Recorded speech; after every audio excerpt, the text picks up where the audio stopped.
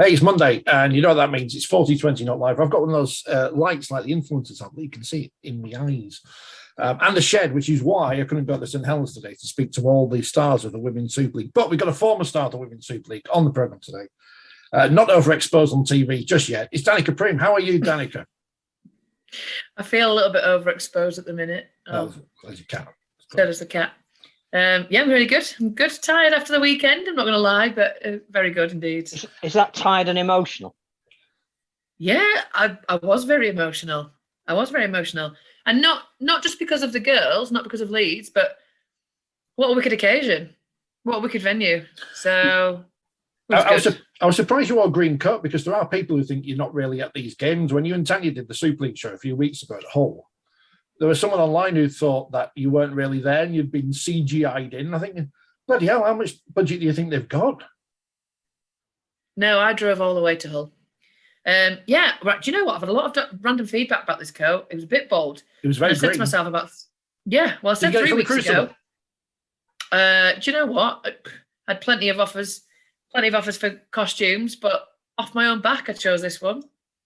So, yeah, I went for it. I said I wanted a great green blazer, and I got a green blazer, and I couldn't have been any more green if I tried. I mean, it was neutral, you know. I mean, probably won't wear green again on my feedback. Well, I don't know why I don't know why you're discussing fashion with the two of us. There couldn't be two less exponents of it. After last week, I'm not standing up. I'm staying in this chair for the full duration of the programme.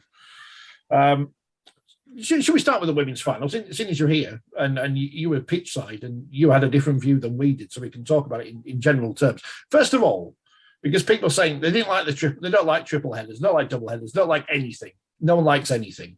I mean, I thought it was a good day overall, but do you think the women's final is big enough now at this minute to be a standalone event, or does it work better as part of a triple header where you may get people drifting in for the second game and get exposed to the product, so to speak?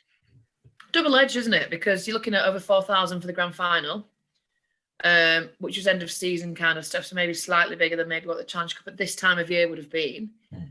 I like a triple header. I think the occasion makes it. I think, like you say, like there's people that haven't seen women's rugby league before that have got something to come in for a bit early for. It gives a bit of a build up to the next couple of games. I like it. And I think that for the girls as well, like we wouldn't get to play at Elland Road had it not been for a triple header, you know. So yeah, I like it, and I think ideally we're looking at being a double header at the Challenge Cup final, you know, and that would be the ultimate. But we're still building, and I think, you know, there's some record numbers both at the stadium and both on BBC, so we're getting there. But for now, I quite like it. I mean, I like it. It definitely works. I mean, I was chatting to Chris Radlinski before the women's game kicked off, who was very, very keen to see what was happening, which is great. And he was saying, because of the configuration of the stadium, matches 1 and 3 had the main dressing rooms. So the women's game had the main changing facilities at the stadium, and Wigan and St Helens, who arguably was the biggest men's game ranked between those two matches, that's changing the porter cabins outside, which he was saying just shows you how far the women's game has come. I have here the programme from yesterday, and the front cover of the match day programme is the women's game. It's not the two men's semi-finals, and 6,000 people just short of there for the women's game. Again, another record. Wouldn't have happened if you hadn't had those men's games. It's cleverly scheduled so that St Helens fans could get there early and see both of their teams. Why does it not work? The number of people that were on Twitter in the days beforehand saying £25 is too expensive. And you go, well, just hang on a minute. That's a 7-hour extravaganza for 25 quid. If it's any less than that, you are demeaning all the products. It absolutely works. It didn't even matter that it wasn't full, and that occasionally it looked, when fans were swapping seats, that you know, you could see empty seating and terracing. The atmosphere inside the ground for all 3 games was tremendous. Yeah, it was mega. there's a fine line, isn't there? You're never going to please everybody.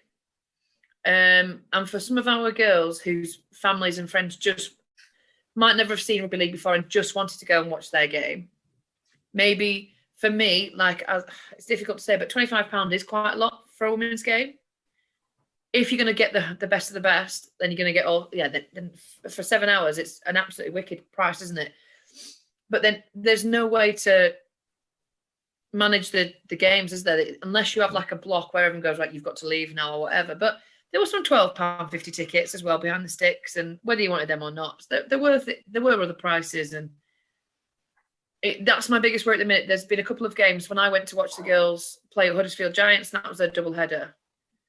It would have cost me £22 to go and watch those two games. And okay, it's different occasion and bigger occasion, but we've got to be realistic at the minute with the pricing for the women at least. But for all three of them, it was great. But it also says you've got to put on more of a show. That if you get people in a venue for 7 hours, you've got to give them something. You've got to give them great entertainment between the games. You've got to give them, decent food facilities. Perhaps, maybe the one thing that was missing on Saturday was some kind of a fan zone, because there isn't anything to do in or around Elland Road. But as an event, and the other thing we've got to take into consideration is clearly it's a lot cheaper for the BBC to set up their cameras and show 3 games all at once. That's a benefit to one of your major broadcasters. And you get the whole day on major BBC channels, which again, you wouldn't get if you split the men's semi-finals and perhaps even had the women's as a standalone event. I couldn't see a negative there. I really couldn't. You're a positive person. No, that's the problem. Yeah, but I think there's an outlook, isn't there? Like, if you don't like it, then just don't watch it or don't go to it. Like, you're going to complain on Twitter and then turn up anyway. Your point's invalid. So... But if you're going to complain on Twitter and not turn up at all, then you are part of the problem of complaining about there not being enough people there. And I think what it shows us is there is going to be an issue throughout the season, and certainly leading up to the major events that are coming. And Magic will be a bit of a litmus test for this. Is clearly the cost of living crisis is hitting really hard in our traditional areas, more than probably it is in the rest of the country. And that's always been the case. In industrial decline, something like the fuel prices being what they are really desperately affects us, and people are being made to make some really difficult choices, and that will affect their provision to do a luxury item like going to a sporting event. And it may well be that we're going to struggle with that now till the end of this year. But I really don't see why people are getting too upset about 22,000 people being at the semi-finals. It's an absolutely average attendance for the last few years for the men's semis, and you got the women's final thrown in as well. So stop complaining. Yes, but with I don't like people complaining, but with that in mind and the current crisis and where everybody's at the minute, is put in a £25 minimum semi-final and the Challenge Cup final pretty much within the same month? Or should you leave a gap really for people to recoup by? And then there's travel, isn't there? Like, I'm going down to the Challenge Cup final and the train tickets for 2 of us are 130 quid. It's quite a significant payout before you even bought the tickets. But then they want Magic Weekend, which is in 2 months. There's individual supporters who will be going to the option of going to Catalan and or Toulouse or possibly both. So you do have to manage the season. So where do you want your numbers? Where do you want your numbers? Do you want your numbers at Magic Weekend? Do you want your numbers at the Challenge Cup final? Well, that's what we've got to decide, isn't it? Or if Magic Weekend should be an extra round. That's the other thing. That and loop fixtures as well is extra cost. So clearly that needs to be factored in, because it becomes false economy after a while if you're expecting more fixtures to bring you more fans and they actually bring you less because they're not affordable anymore. And this was off the back of a bank holiday Monday, and I know it's impossible because of the Challenge Cup coming the week after. Well, it's not impossible. You can rearrange things. A bank holiday Monday where there's no rugby league. Yeah, well, playing at somewhere like Elland Road means that you have to tie in for the football season as well, doesn't it? So I get it, and playing at Spurs or whatever, but there's going to be complaints, and then there's ground for the complaints, and there's ground where you can you can kind of agree or disagree or appreciate where people are coming from. But ultimately, I thought it was bloody brilliant on Saturday. Yeah, we didn't have to go into the media gents toilets, which I don't think have cleaned since that standard's been built. But that's a complaint. I didn't have to go into any gents toilets. Well, no, just to for the avoidance of doubt, there, just to clear that up, just in case you thought otherwise. Just to check. Just to check. The game itself, St Helens, they won again, but this great narrative that we're building up now. So it starts when Leeds won everything and beat St Helens in the semi. So that's going back to 2019, isn't it? Yeah.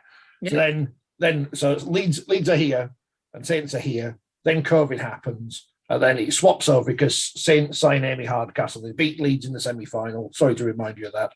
Win the final against York.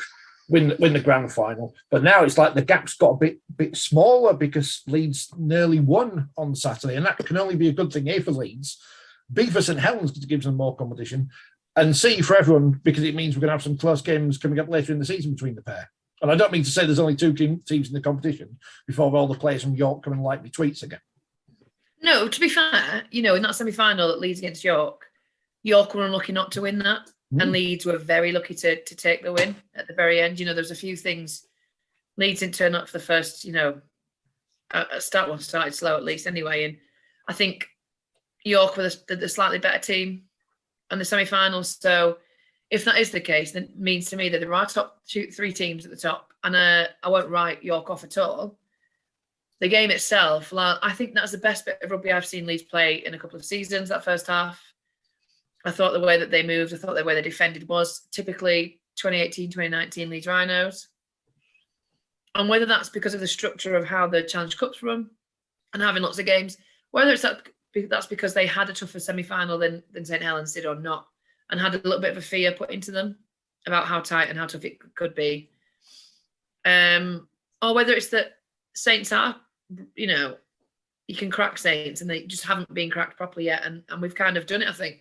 They put the fear in the Saints in that first half, without a doubt. And you could see them, stopping Amy Hardcastle. She didn't do anything that game, I don't think, respectfully. But that's down to Leeds shutting her down, and putting Hannah Butcher in the centres against her, who can tackle anything, was a great shout. And I think in the second half, unlucky with, you'd put your mortgage on Courtney getting that kick normally, wouldn't you? And to go for the 2 rather than to take momentum and keep going for potentially the 4 or the 6, then that was it. And I think that kind of swung the momentum. And I think after that, Saints just kind of took the spoils a little bit by, maybe the halves were a bit more dominant for Leeds in the first half. A few errors, maybe 3 or 4 chances gone a miss with Fran and Alicia, but I thought it was just a really great game. I think it was a really great game, and I'm really glad that it was a tight contest. The score does flatter Saints, and obviously they took the silverware, but I think in terms of women's rugby, I think that's the best game we've seen for a while. I think it also helps when you've got more of your best players out, and clearly that looked a very different Leeds team to the one that played in the grand final. There were choices that they made selection-wise, which they haven't had that luxury of much last year. I think you're right about the selection of both Caitlin Beavers and particularly Hannah Butcher in the centres. It was to shut St Helens down, and it worked. Yeah. I think the other thing about, clearly that penalty was the defining moment, but when it missed, which, as you say, was a surprise, I was just amazed that Saints stood around after the ball bounced in the in-goal area. Hannah was literally a fingertip away from turning that from a penalty into a try. As it happened, it became a 7-tackle set, and full credit to Saints on the back of that. They managed to score the try that turned the game, but they were pushed to their absolute limit, which is what they would have wanted, what England would have wanted. I think that Georgia Roach in the first half was probably the difference between the teams and looked really comfortable, but couldn't quite get the same level of influence in the second half. Zoe Harris's last tackle plays in the first half weren't great until a minute before half time when she put in a great kick for Leah Burke. But the second half, she was a lot more dominant and decisive in what she did. And that's great because you're suddenly looking at England's halfback potential for the World Cup. And you saw maybe 3 or 4 candidates there who'll be vying with each other. So all in all, just a brilliant day, and some great young talent coming through as well. I thought Caitlin Beaver's hits on Rebecca Rotherham were unbelievable. Felt those in the stats. Twice. Which again was a just great defensive reads, but also showed on the last tackle perhaps that Saints weren't firing on all cylinders in that first half. But it was brilliant. They scored 4 tries to 1, so they deserved to win. But for 65 minutes, you genuinely did not know who was the better team in that context, which is great because that takes us into a league season where you're suddenly looking for fixtures and going, yeah, any of those top 3 playing each other, that's going to be a decent watch. Yeah. For me, you've got 4 England halves playing in that game for now, at the minute. And like you say, Zoe Harris went amiss on the first half. But it gives me a bit of fear, if I'm honest with you, for the World Cup, because Zoe Harris's first real test is in a Challenge Cup final where she's not given the space and the time to play the ball or to move the ball around like she used to. And what her first thing to do was not crumble, that's not the right word, but the pressure didn't do Saints any good, I don't think, in that first 20 minutes at least. They didn't get anywhere, and Leeds on the front foot for a lot of it. And, you're looking at a lot of England starting lineup there, even when it comes to the France test in June, whenever they're playing France. June. And my biggest worry is they're actually going to put some pressure, and it's how they deal with that. Where's the resilience being built up? And that's the struggle I have at the minute, is that do we always have to wait to a big final to get these fixtures in now? And when Leeds and Saints do meet each other again, or maybe York will put the pressure on as well, is that the only practice they're going to get before a World Cup? Well, I mean, because it makes me worry. I was stupid enough to say the other week, we may as well just have, I know Castleford dropped out and for completely the right reasons, out of the top bit of Super League 1, yeah. Super League 2, whatever, A, B, whatever it's called. I said the other week, we may as well just have a 3-team competition and have Saints, Leeds and York play each other home and away a few times, because at least then the games are going to be intense, because with no disrespect to Wigan, who I know have got internationals in there, and Huddersfield are obviously a growing side, but they're not going to put the same kind of pressure on Saints as Leeds and York will do, and vice versa. Yeah. Which I know is harsh, and I don't mean it to sound that way, but ahead of the World Cup where, look, we're coming up against professionals pretty much. Bigger people, yeah. We need to give ourselves the best chance we've got with intense fiction. And that's what Emily Rudge and Paige Strawy said in the press conference afterwards as well. What's an interesting development, and not everything has been, because you mentioned, obviously, Castleford have made a decision to step down a level. I was surprised when the press release came out yesterday that, we've lost Cornish Rebels, particularly at a time when we've got a semi-professional men's team in Cornwall. You would have thought that they would be in harmony rather than, dropping a women's team from Super League South. The exciting thing on the horizon, I think, is Catalan Dragons women. And again, we're talking a huge amount of cost and logistics, and I genuinely don't know how it would work. But clearly they were the big success of the Nines tournament. Well, I know Nines isn't the 13-a-side game, and they won't have played at that level of intensity week on week that certainly St Helens and Leeds and York are achieving at the moment. But were you as impressed with them as the reports coming back were, that they played with a bit of flair, that they were a bit of an unknown quantity? They beat Wigan, which again you wouldn't have expected at this particular stage of their development. They're going to be going back to Salford now in the final of the Nines competition. Should we be looking at, if we're serious about women's game, the women's competition, the value of England and France mid-season, maybe getting Catalan Dragons into Women's Super League if we can find perhaps a sponsor that will pay for that? I mean, that's such a massive financial burden for somebody to take on, and the women's game's not there yet. We're in the middle of a real steady growth of the game, and to ask for such a big payout for a team, I think is a big ask. Could you do like a 2-week block where they play 3 teams, and then another 2-week block or whatever, or they come over and just play 3 teams? Or do you know what I mean? Can you fix it up so there's an expense, but it's not an ongoing forwards and backwards one? I didn't actually see them that much in the Nines tournament. It was a very busy tournament. I saw the bits and pieces, saw the odd half here and there, but it was a shot that they came and they made a bit of a stamp, and they are going to go forward to the final in Salford. And I'm really glad that they have. And I'm really glad that somebody else has mixed it up. And I really hope that the wild card is a carefully thought out one that's going to actually compete. And I think that there's areas where Catalan could compete. You know, when you're looking at the St Helens, you're looking at Leeds, both rested key players. So could the scores have been much different? Would the results have been much different? Yeah, absolutely. Would Warrington and St Helens drawn 17-0? I don't know, maybe not. But to see a team like Catalan get there, I think it's just good for the sport, isn't it? As cliche as that is, it's just something else getting out there. The Catalan do really well on their social media side of stuff. The coverage of it, hopefully, there'll be a bit more coverage for it, maybe from the France side or at least from our side, and at least get just a bit more out there about it.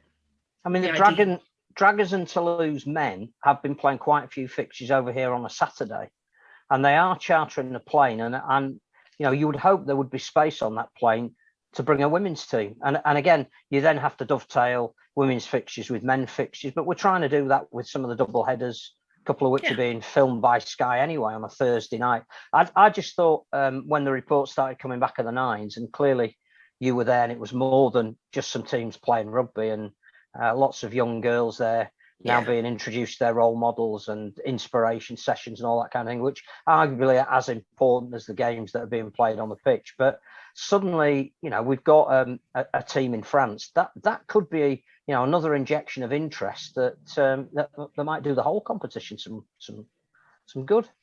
Yeah, I mean, if you're clever enough, you know, you get Magic Weekend, don't you? And you put a women's fixture on it, and whether you put Catalan against St Helens, who are a bit like a World Club Challenge-esque type of fixture or something, you know, like that, or, you know, you find a team that might be more suited to them, or we don't know how they play, so we don't really know that. That is the clever thing to do. It's asking the women to have another fixture in there, but I don't think they'd mind at all. That would be perfect for East v West and include Catalan in the East. Yeah, well, and then you'd only have to maybe bring a couple of their players over. Yeah. Well, yeah, you could also do like a bit of an all-stars, couldn't you, versus England type of thing as well, and get some of the French girls over with some of the non-EPU girls. There's potential to do a lot of things, but the biggest thing is money and financing. And there's a fine line at the minute where we're actually running the women's game at a little bit of a loss, in the sense that we're trying to put on the stadium. We're trying to give them, you know, apart from, and I don't say it because they're my club, but Leeds Rhinos, they run the women's team very, very cleverly and very well. St Helens actually don't run it as well as Leeds do in terms of support, but Leeds St Helens have the calibre of players. And then the rest of the teams, you know, it costs so that, you know, sometimes there's a cost at having women's players in the team. Like, I know Hull KR, they're not in the Super League, but Hull KR are turning away players because there are too many. And it's costing Hull KR per girl, per woman to be in the squad. So there's bigger issues in terms of monetary value.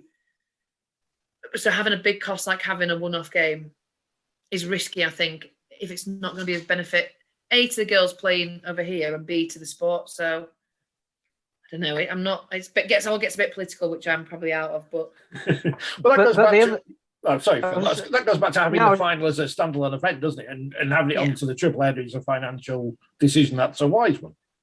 But the other side of that coin is that the growth in sport at the moment, where funding will be coming in. It might not be available today, but it clearly will. And it's seen by the figures that the BBC announced. What was it, something like 200,000 watching the women's game, which you know, absolutely phenomenal amount of people watching them. You have got a saleable product there, and if you keep putting it in the main shop window or not in the back, you know, room at the back where nobody can see it, then you're going to get more people wanting to invest in the women's game, as they will in the wheelchair game, than you will in the men's running game at the moment. And I think some major companies have come on board for the World Cup, not because they want to see England men, you know, play Tonga in a semi-final and Australia play New Zealand, and then you know, hopefully a sellout Old Trafford with whoever emerges out of those two games. I think they want to invest in the women and the wheelchair, and maybe even the PDRL, because that's where they will get corporate social responsibility value for money. And even though it might be making a slight loss at the moment, it's that kind of thinking now that will get the strategic working group getting a partner like IMG in, who will be saying, as part of what we're buying, we just don't want the men's running game. We want all these other things that have got absolute growth. I think there was a study that came out last week about the amount of time people are watching women's sport now, and it's increased ridiculously, in the space of a year, and that's only going to improve but you've got to give them things to watch, and Richard's quite rightly spoken about it before. If you're going to put a women's game on our league that is going to likely end up 80-0, there is no value in that. But if you can put an East-West game on at Magic Weekend, and Sky will film it, and a sponsor will come on, defray some of that cost. And I know you put in your column for this week's magazine, there's prize money now for the Nines final, and that's never happened before. It's not a huge amount of money, but it's absolutely the right thing to be doing. And if that prize money is coming out of a pot that means there's a loss attached to the event, it's still the right thing to do at the moment. Yeah, and my biggest worry about that is that it's not very well known that there is a prize fund for the girls anyway. So I've spoken to a couple of the girls from a couple of teams, and they've all been like, what? So it also, to me, is hugely important about what that prize money goes for. So to me, the clubs need to say, girls, here's $2,500, well done for winning the Nines. And I'm not saying give it to them, but I'm saying pay for supplements, or pay for, each person gets a certain amount, but it's got to be spent through the club as something that's beneficial to your game. So, like you say, supplements or whatever it is like that. I know, so say if it was Leeds to win the Nines, what about the 3 girls that travel from Newcastle 3 times a week? And expect, because I know that some of the clubs do pay expenses now, which is fantastic. And there is a little bit of monetary value. It's not by any means a salary. But we just need to make sure that I would be interested more to see how that money is spent. Can I ask you another question? Because I'd give all of that money to the squad. Let's say there's 13 players in the squad. Phil's not on Instagram, so he didn't see St Helens players celebrating on Saturday night, still in their full kit, Phil. That's where all the money's going to go. That's straight down the bar. That's gone. That's gone now. Yeah. It's down the sport. Do you have a concern, because we can't and perhaps shouldn't at the moment be paying anything more than expenses, that game was shown in Australia, which is brilliant that the RFL have done a deal with Fox and they took all of that coverage. Do you have a concern that NRL clubs now will pick off our best talent? Like, if they haven't already, yeah. I mean, everyone knows who Amy Hardcastle is. And based on the last England game that was shown out there, Amy Hardcastle on Saturday wasn't the Amy Hardcastle we know and love. Amy Hardcastle in the last international, where all of the ball went down the left edge between her, Jodie Cunningham and Emily Rudge. For anybody watching, whether it's Canada, whether it's Australia, whether it's New Zealand, whether it's Brazil, there you go. There's your target audience. There's your target on the field, isn't it? So, I think Saturday just showed a good level of rugby. Are we at the standard of the women's NRL? No, we're not. Does it show that where there's potential? Yes, it does. Did it highlight particularly anybody? Maybe Georgia, maybe Jodie, maybe Emily when she came on, maybe, Caitlin or whatever. But also, Hannah Butcher's not in England, so she pulled herself out of the EPU. So if you watch the last international, yes, it does pinpoint them, and that's very bad, because that's the girls they're going to go for. Plus, they know them from the last World Cup. If you showed them Saturday's game, here's a good level of rugby, and there are some standout performances, but not as much as you've seen, like you say, in the 82-0s against, and the stuff of Amy running through 5 or 6 defenders. Like the BBC asked me, which player should we point out?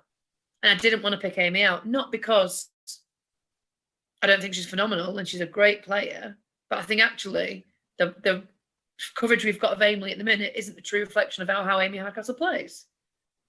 Because if you've seen Amy Hardcastle running at you and you're a 16, 17-year-old girl who's just started playing in the centres, I'm sorry, but you're going to step to the side.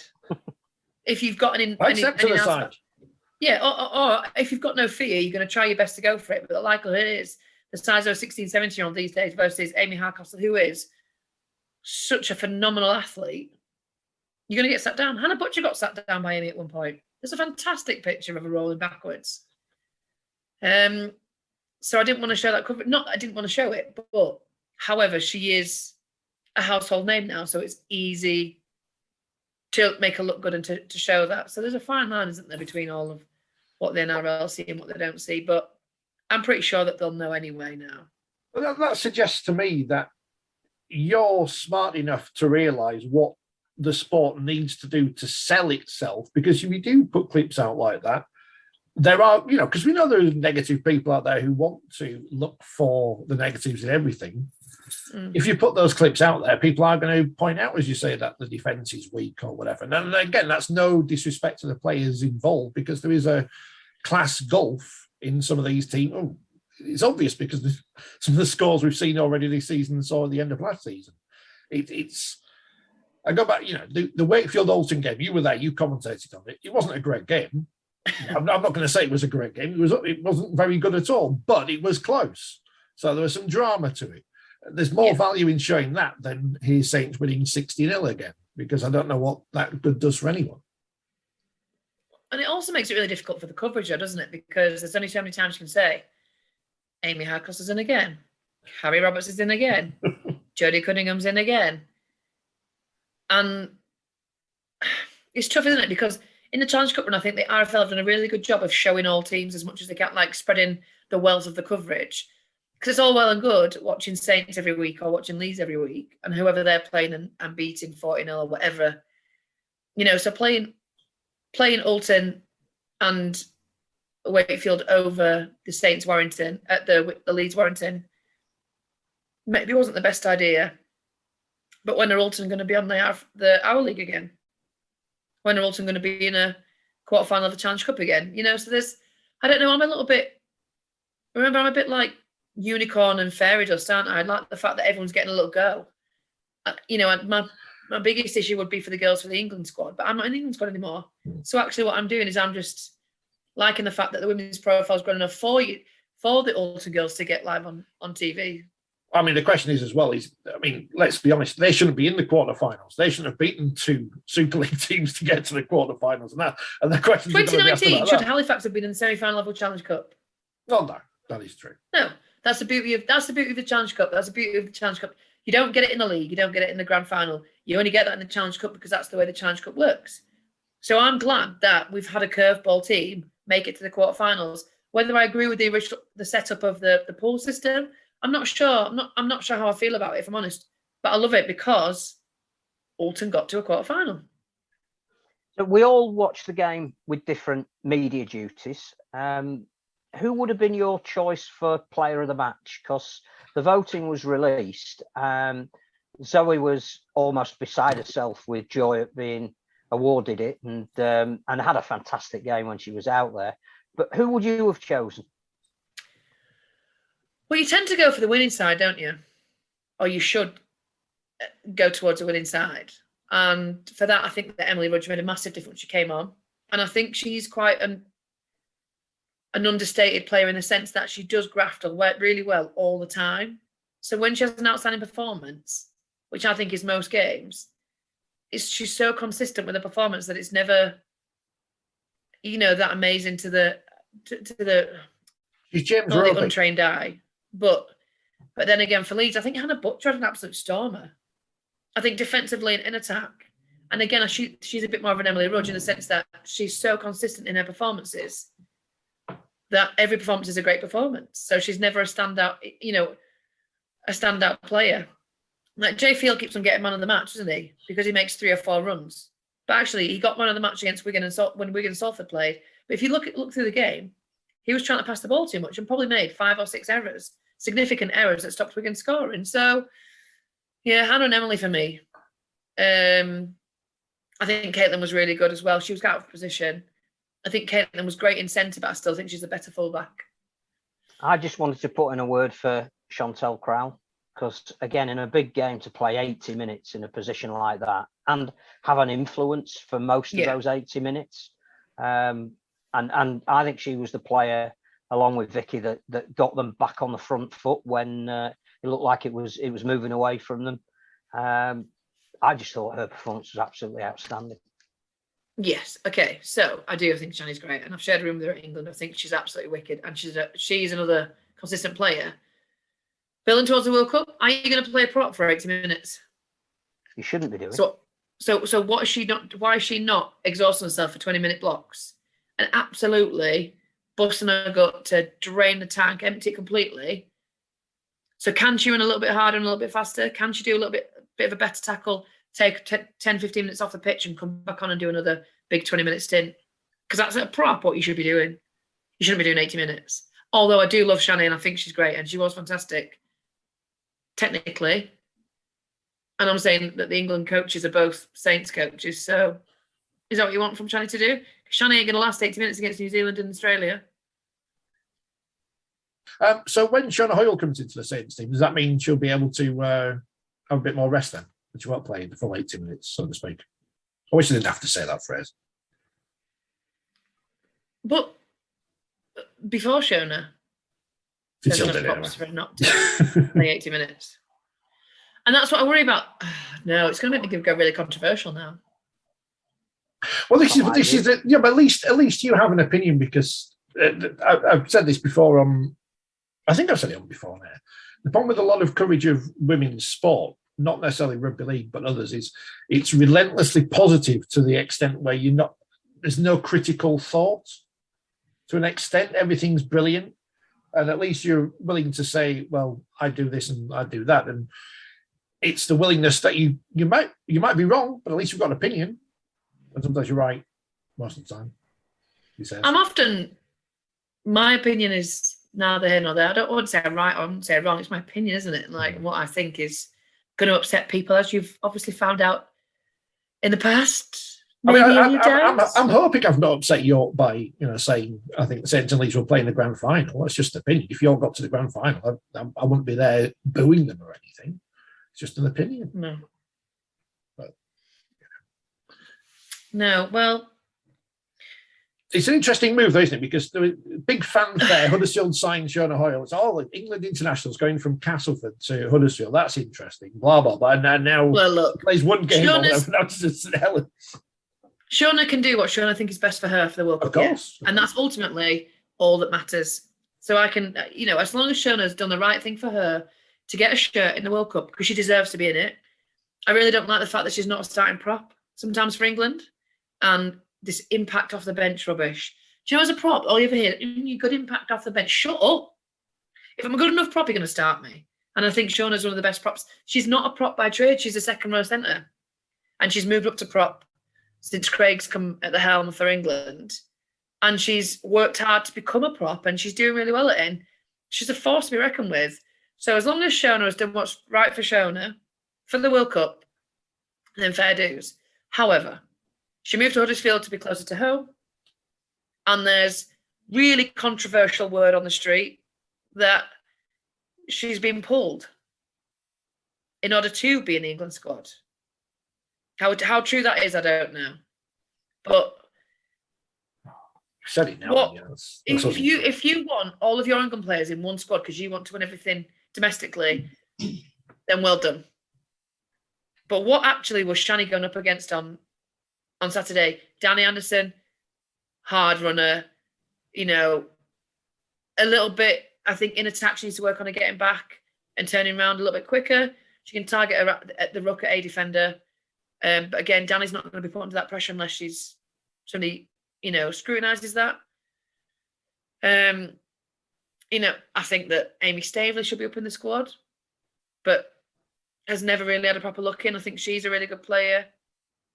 Shannon, when she plays up at prop, I think she's really good. Shona's fantastic. Vicky Whitfield is unbelievably fantastic. And to come back from ACL and still be as good as she is fantastic. There's a lot of people. Then you've got Paige Travis that's going in at second row, also started at prop in the last international. There's plenty of rotation there. So where's Rhiannon's best position? Well, Rhiannon's is a fitness thing. She is by far the most skillful player in the women's game when it comes to ball handling. Her vision is fantastic. Her kicking is fantastic. She could play in any position if she really got fit. Now, for whatever reason that you do, we're not paid. So why would you have to get fit if you don't want to, or if you don't need to, or whatever? I'd put Rhiannon at 13 if she was in the right state to do so, because She can move the ball. She's great at running the ball up. She's got vision, can kick it out. She's another pair of hands to get the ball moving. And, it kind of leaves you, if you were clever, a half, a 30 and a half that can all kick from anywhere. But whether she'll get another look in or not, If she's at 13, then where's Jodie Cunningham in your England team? Because she wears 13 on the back. Yeah, she does. Centre? Fullback? I don't know. I would say Jodie works her socks off. Jodie's work rate is undeniable. And as a player, as a person, as a leader, I think she really puts her body on the line, and I think she leads by example. Obviously, I've never been captained by her, but I know how passionate she is, and I know how driven she is, and that her work rate is just unbelievable. But I think she's lost her position now. So when 2015 to 2017, our message in the England camp was know your role for your position.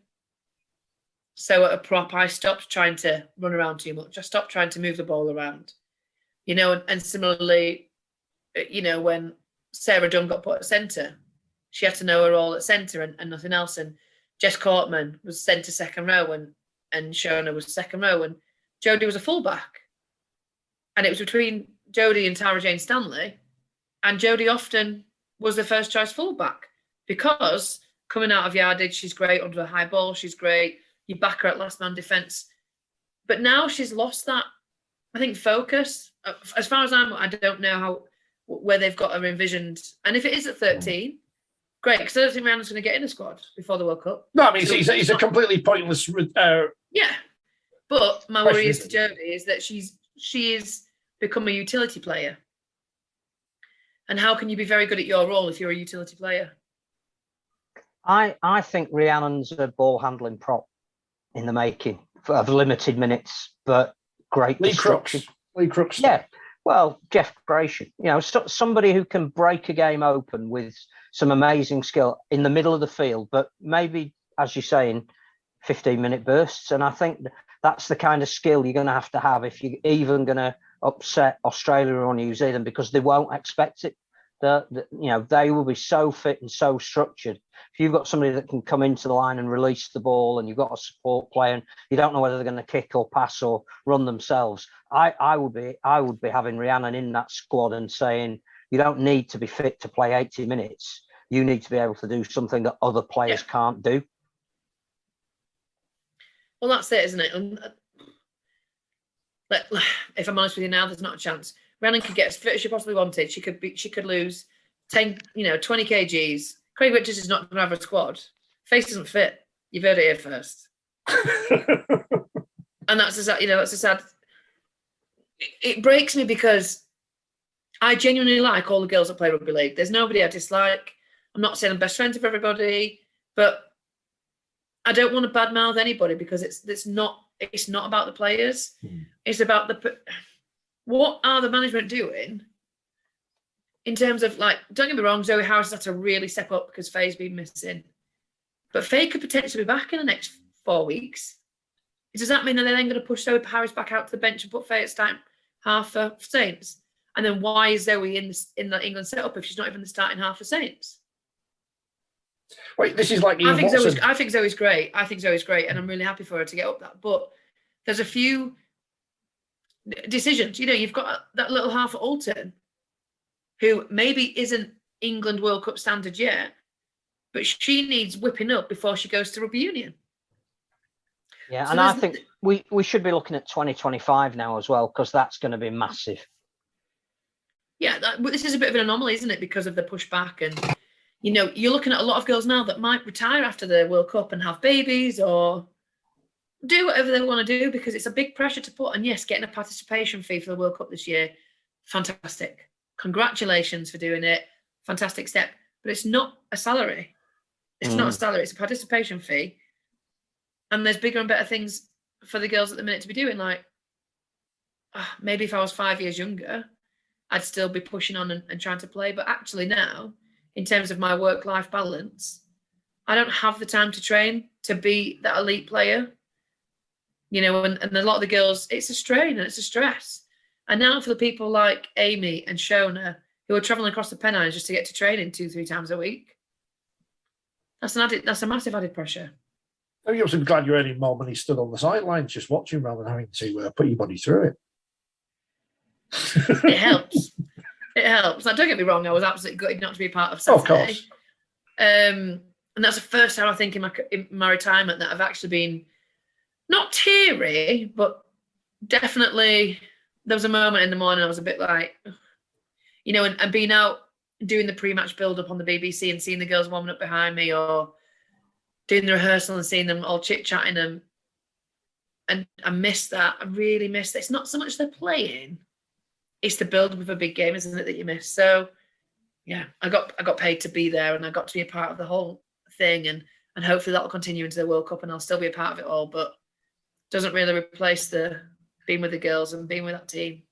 I mean, I'm nodding as if I know what it's like to be part of a team in a major final or anything, when I'm just, you know, I don't know.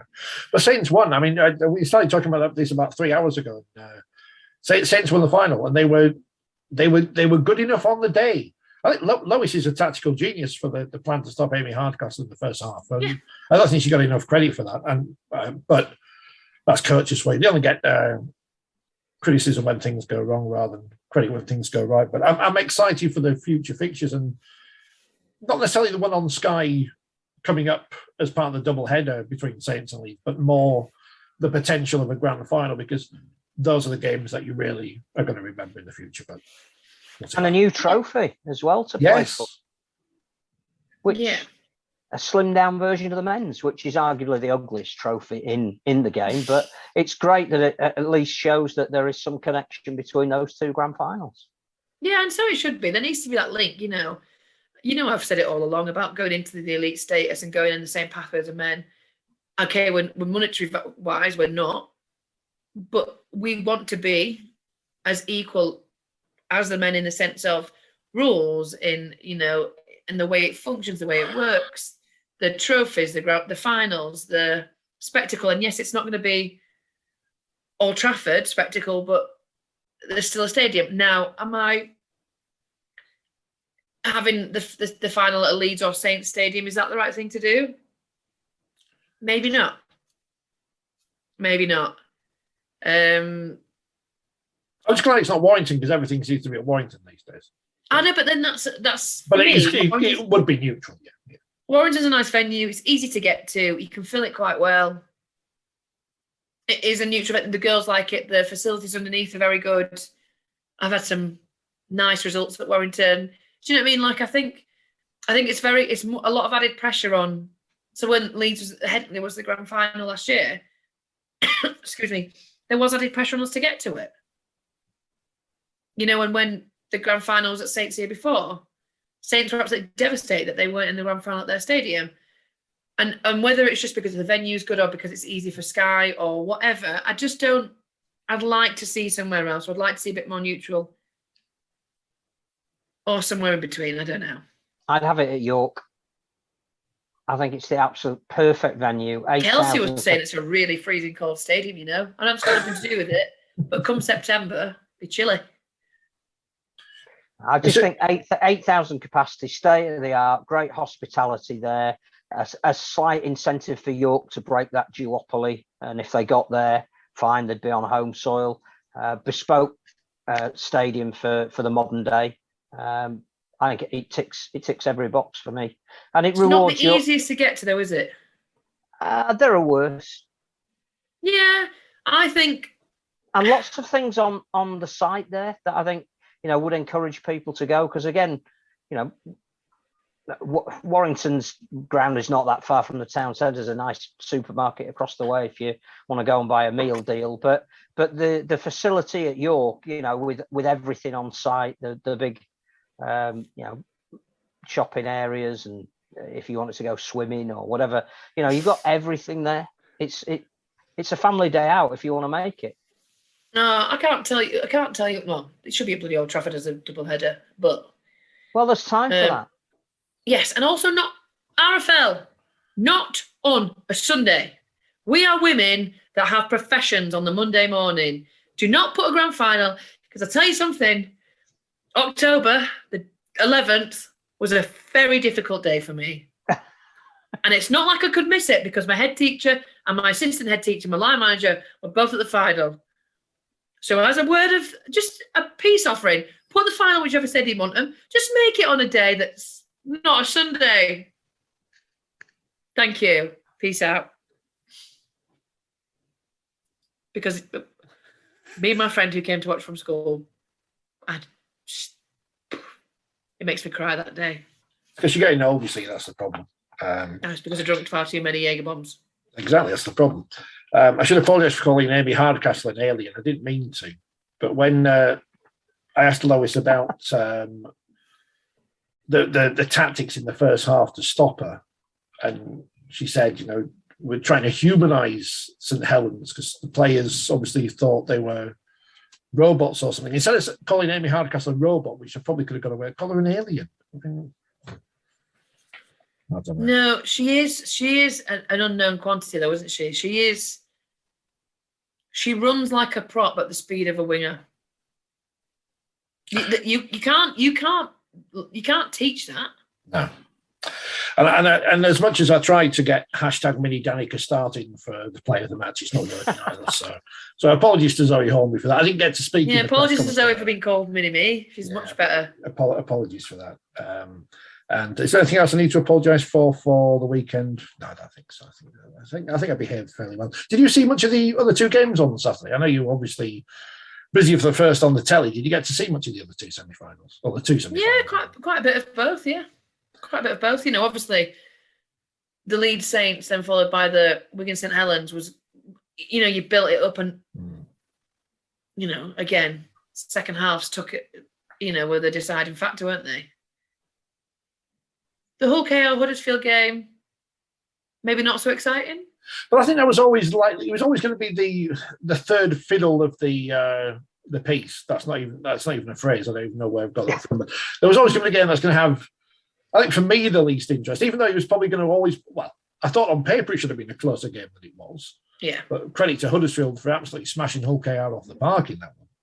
Isn't it nice that just another team are going to a final? I know that's really, again, a cliche kind of like mythical approach to how I see rugby league, but it's just nice. It is, isn't it? It's like, do I think that Huddersfield can outdo Wigan? Depends on how the next couple of rounds go, doesn't it? Jermaine McGilvey's never played in a final for Huddersfield. He's been there and that's wicked. 100 years. And that's wicked. And that's what I love about it. Yeah, and how the teams manage the next 2 weeks are going to be very crucial, aren't they? Especially as they play each other on Thursday. That's going to be a bit cat and mouse. But I think that's great, isn't it? Do you not think that's a bit of a fairy tale kind of? Oh, it's perfect. Here's a taster. Yeah. I think the other thing is it'd be really interesting to see how Wigan cope with the final, because they were going in as underdogs a little bit against St Helens. They had a little bit of a swagger about them over the way they played since Good Friday. Saints had suffered a couple of injuries. And I think Wigan know that, but for a stray pass, which is not to blame Johnny Lomax, because how the hell he was out there in the first place, I have no idea. Yeah. But literally it was a stray pass from St Helens that gave Wigan the opportunity to get reward for what they'd done in the first half. But literally it was, as Lou McCarthy-Scarsbrook said afterwards, the toss of a coin between the two teams. But Wigan will go into the final as favourites against Huddersfield. Yeah. And I think that makes Huddersfield really dangerous. I think the way they played against Hull KR was almost perfect semi-final football. And that was exemplified when Theo Farge dropped a goal at 24-0. I don't think there was any disrespect in that at all. I think we need to know what we need to do to close out games in the most professional manner we can. There's something about Ian Watson. He's got a little bit to prove now. I've taken another team to a final, but I've got to get them over the line. I think, Chris Hill's been a magnificent leader for them. So I think it's going to be a more interesting final than being able to say for certain, there's a favourite and an underdog. I'm looking forward to it. I think Huddersfield was sensational. I think the interesting thing for Hull KR on the back of it is that they've announced their coach this evening for 2023. Now, we are not here as rumour mongers in any way whatsoever. But I think quite a few people were talking about it before the semi-final, that because of what Tony Smith has said about not staying on, that if Hull KR lost, would he step down early? And when you read between the lines of the Hull KR press release about Willie Peters joining them, yes, it says 2023, but he's going to be involved in retention, recruitment. He's going to be hands-on now, even though he might be 12. I think that's an indication that he might be here before the end of the season. Yeah, so it's also on the rumour, isn't it, that's the whole thing with Tony Smith at the minute and the recruitment and retention thing. So he's wiped his hands of it anyway. So somebody needs to do it. And I hope for Tony's sake, like, I think he's a good bloke. Obviously, I don't know him, but chatted to him a few times. But yeah, you're not the chance to be bowed out of that pretty, I'd say, badly for Hull KR. The way they have been playing recently anyway, that wasn't expected. They've had a really good run up to now. But for the boys, and whether you've, for whatever reason you're stepping down or you're retiring or whatever, I think you have a duty to the lads. Mm-hmm. And if you don't need to step down and it's not been forced, maybe I'm a bit old school, but I think I'd hope that he'd stay in. If his hand's not forced to leave, then I'd hope he'd last it out. But I just thought it was really interesting timing. I know that certain media outlets were saying it's going to be Willie Peters, but I suspect that that's because Hull KR were briefing on it being Willie Peters, or his agent was in a position where he could let that information out because it was going to be announced. I just think that them announcing it, having lost the semi-final, is not necessarily to deflect from that performance. I think it's more to say, we might be able to bring him in earlier, but we shall see. That's a rumour we've just started. I think it'd be well worth, by the way, if you've not heard Ian Watson's comments after the game, he was in fine form in the press conference. I stuck it up, edited on YouTube, as was Jermaine McGilvey, and especially in answer to questions from Gary Carter about Super League and why the crowds at Huddersfield aren't where they were in the past. And he says some very interesting things about the state of the competition and licensing and youngsters being given a go and this, that, and the other. And it's interesting to hear it from a player rather than. And I know players have a vested interest, but this is Jermaine McGilvey, who's coming towards the end of his career. I hope he doesn't mind me saying that. It was interesting to hear someone speak so openly just after helping his team to a final with a great individual try as well. Well, some of the defence may have been suspect on that, but a great individual try from him. Very interesting words from him and great questions from Gary Carter. Get the answers out of him as well. I'll just put that up on YouTube now as well, so you can watch that at your leisure. Interesting times ahead. Wigan versus Huddersfield, Leigh versus Featherstone, the Russian nuclear parade that is those two teams signing here, there, and everywhere. They signed Fecky on loan from Fev today because Leigh signed Blake Ferguson last week. I don't know who's going to come and sign for these teams next, but Blake Ferguson, what a signing! Well, maybe looking forward to catching that one. Maybe he'll be in Super League next season.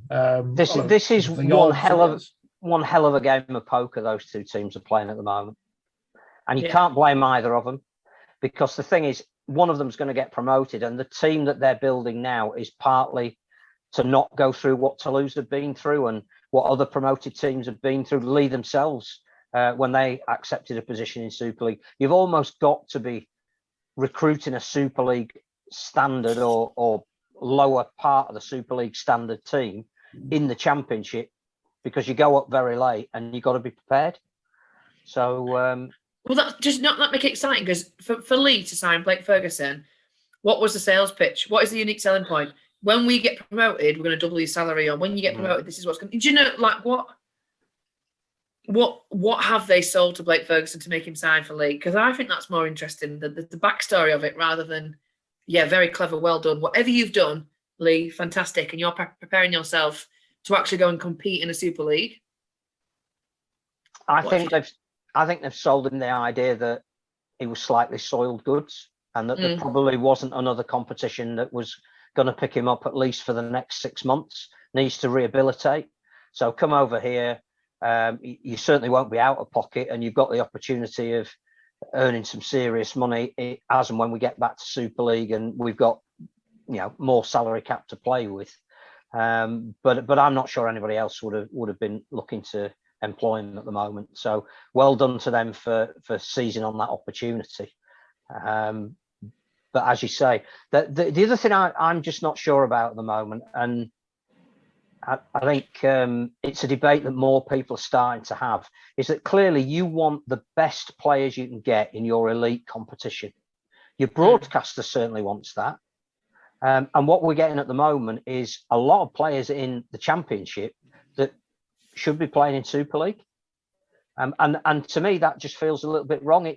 I don't know of any other sport that happens in. You score 20 goals in the Championship for Sheffield United, you're going to be playing in the Premiership the following year. Somebody said, cricket, you've got England players playing in Division 2, but that's only a very small part of cricket, the county championship, and the top players barely play in that competition. So I'm not sure that's a fair comparison either. It just seems to me that because of what Leigh and Featherstone are understandably doing, we're almost distilling the opportunity of having some of the best players who should be playing at Super League level. Probably, again, there's a bigger debate about the salary cap. Even at Super League level, should we have one if we want all the best players to play in the best competition? But there just seems something wrong that we're actually, we could be seeing Blake Ferguson playing the majority of his games against teams that are not at Leeds standard, and I'm not sure where that gets the sport. But it's Leeds' prerogative to do everything they can to win one game at the end of the season over 80 minutes to get promoted. You could say the same about St Helens women signing all the England players. What's their prerogative? What benefit does it have? 15 Saints and England players running out against Wigan or Castleford. I know it's different than the women. I go back to the women's, but their main aim is to win everything. St Helens have got all of the best players and they want to go for the treble again. So same with Leigh. Very well done. Yes, you're going to be playing and you're going to be nilling teams. You're going to be putting big scores against them. But ultimately, your main aim is to win the final game. So, whether right or wrong, whether entertaining or not for the viewing public, they want to win. That's their aim, and they're not going to say, "Oh, wait a minute, the fans might not enjoy that win." Or wait a minute, the sport might not need that 80-0. It certainly enhances the 1895 Cup final because we could have two games of very similar quality. Can you imagine? It'd be wicked. It should be a great day. Imagine Mrs. Beaumont handing over the trophy to Mr. Beaumont. It's going to be all excited. Decking. That's what got him to Leeds. Lots of decking. St Helens women, Leigh, Featherstone, they are Wigan of the late 80s, early 90s, just signing everyone just because they can. And, but even stockpiling for that great Wigan team didn't work in the end because they had to sell Central Park to fund it. Please say the women's game. There's no money in it. Yeah. Since women won't have to sell the totally wicked. But you'd like a fiver at least, just some petrol money. One day. I mean, I can't say anything now. I get paid now just to turn up at games. So. I remember those days. They were great. And do 20 minutes work and not feel sore at the end of it. Can you imagine when I used to do the updates on TalkSport? So I'd turn up to a ground and I'd do a pre-match. That's 30 seconds. 2 30-second updates every half, full time. So 2 minutes work, 5 minutes tops. Got to write it first. Money for old rope. Anyone can do this. Anyone can do this job. I've proven that in the past. League One, of course, went on. North Wales beat Doncaster 46-0. North Wales, who we were trying to get a guest on from ages ago, and wisely they gave us a bit of a brush. Not a brush off in terms of, no, we don't want to come on, but saying we'll sort something out. Now they've seen what's happened to guests on this programme. It all goes wrong. So they've done the right thing because they're 7 from 7, the only unbeaten team in terms of wins. I know Featherstone have drawn one. Hunslet beat Cornwall, which you couldn't see on the app. Rochdale beat Midlands 44-24. Swinton beat London Scholars and Keighley beat West Wales. And this week it is the big one. In League One, the O has to go as Cornwall host the West Wales Raiders. I mean, there's a game for you. Depends on how many players Cornwall have signed from Leeds and everyone else this week. Live to the nation on the app. It's going to be... Unless it gets taken off at the last minute. Which presumably was because the two AB Sondex 80-95 semi-finals were being played at the same time. Which they already knew weeks in advance of that fixture, but announced it on the day. So that's good, wasn't it? Planning as ever was perfect. Oh, planning's always great. I don't want to say anything that gets us in trouble, because I get in trouble all the time. You know, sometimes So do I. Sometimes even our anonymous Twitter account gets questions about its opinion. So I don't even know. Rob Butler signed for your Wakefield. That's more news coming out today. It's a player, yeah, broken by the What Brian Bevan Says podcast on Twitter over the weekend. I'll give them the credit. I don't know if anyone else beat them to. They're good at them things. Who was the last player from Rochester in Kent to sign for Wakefield? I bet that's the first. Yeah, the only one I can think from down there was, what's his name? Griffin, but he was from Oxford, wasn't he? Darryl Griffin. Affectionately nicknamed the Teapot for his defensive line stylings. But that was... I remember asking John Keir about that in a press conference after. I think Wakefield lost at Wigan once, and all the fans throughout the game were just giving Griffin so much stick. And he batted that one away to John Keir, because he's a professional and I am an amateur. Big game for your boys this weekend. Yeah. Well, it's going to be interesting, isn't it? You know, people back for selection, you know, controversial things going on behind the scenes, a new coach. There's a lot going on there at the minute, isn't there? I mean, Phil was talking about Wakefield, but we can talk about Leeds if you want. I'd rather not talk about Wakefield. I'm not bothered about it. I'm saying what's going on. What's controversial at Wakefield? What's going on at Wakefield? Nothing ever happens at Wakefield. Apart from elections. Elections. No. You big Salford. Come on. I've seen Salford. I've seen Leeds. Who've signed Tyler Dupree, who came out of the Leeds Academy system. Yeah. Also, last time I saw Salford play was against Wigan, and I thought it was going to be an absolute whitewash. It's true. When you did that Wakefield Alton game, you didn't watch the game before, did you? You just turned up for the women's game, so you missed Wakefield. I waltzed into Wakefield Stadium without a question asked, without a ticket. I walked in 3 gates, and not one single person questioned me. Security there is incredibly. If you're watching Michael Carter, get a picture on the door. Get a band. Either that or your profile is so high. It's like royalty visiting. No, it was dreadful.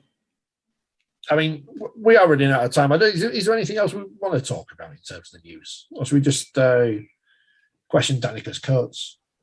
What was it like standing next to Martin Fire? Because he's like proper famous. He's like on all the TV programs all the time. He's like famous. He was there. He was all right. It wasn't what I was expecting, to be fair. I had more conversation with Sam and Helen, and I think he did a lot of research, so he had a lot to say. Well, that's good, because a lot of people just turn up on the telly and don't know anything, which is good. We should point out that for people who have never seen you in real life or Kelsey Gentles, you're not a giant. She's just really small. Yeah, she's 5 foot. Yeah, she's tiny, but a hell of a player. Hell of a player. Oh, and she was great at punditry then. I thought she was fantastic on Saturday. It's the good thing that there is a wider breadth of women coming on the telly and talking about rugby league than in the men's game. I know you're on all the time, but apart from you, there's a lot more different people. We used to that was damned with faint praise, wasn't it? You're on all the time. Yeah. Well, she's on all the time. Do you know what? I did that last Channel 4 gig that I did with Martin Fire and Sam Tompkins. Channel 4 put out this big. The guests this week are... I'm no longer even a guest on that show. Cheers, Channel 4. Is that back on the 21st of May? Is that Cass? No, Wigan. Catalan Hull KR Wigan. Hull KR Wigan, right? Yeah, but so no, like I put out on social media the other day. You know that in the last 4 weeks, I've worked with Tanya on the Super League show. Then I worked with Helen on Channel 4.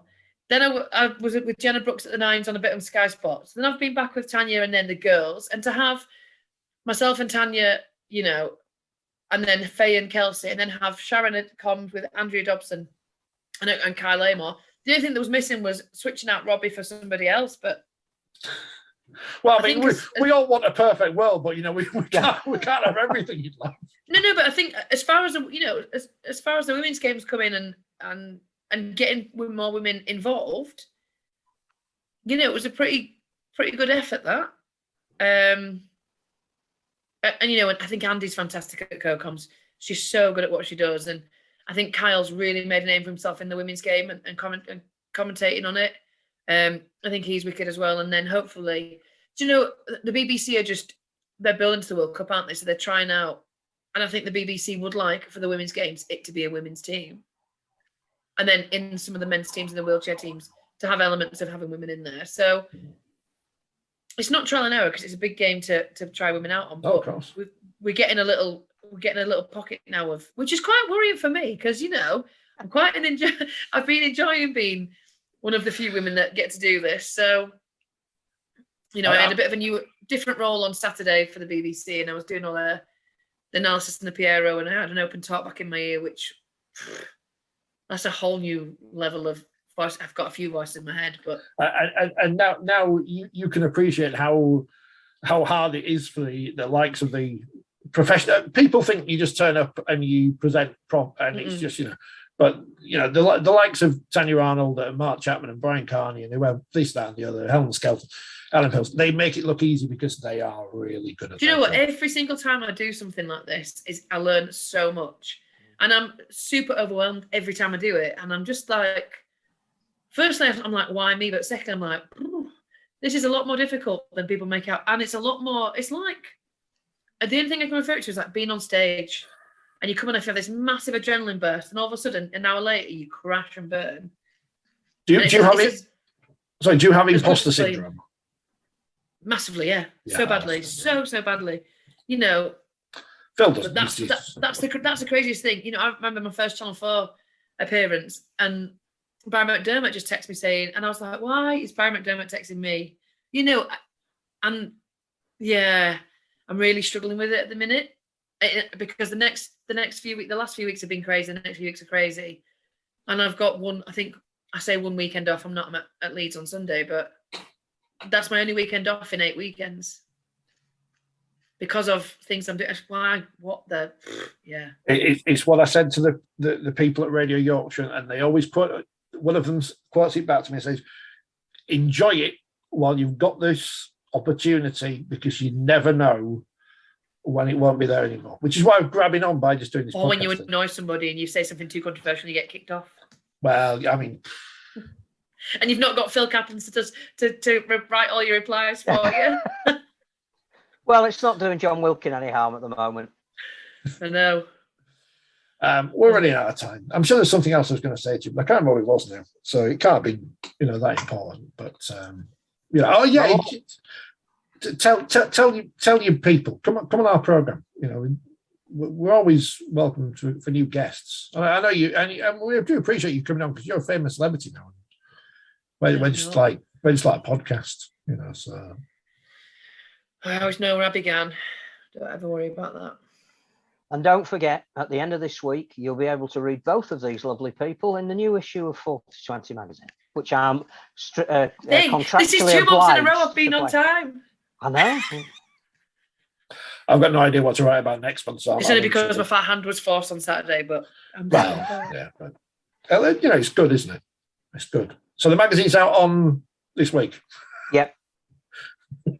And remind me to send you a piece from the Radio Times as well, which you might want to feature in your column next month. The Radiotomies, wonderful. Extolling rugby league. Wow. Don't get the Radio Times here. It's too big, too expensive. Danika, thank you. We'll see you on the telly.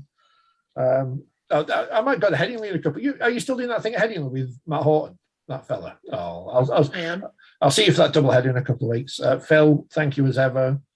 Join us again for more controversial opinions on rugby league next week, when it might just be me and Phil, because I can't get any guests anymore.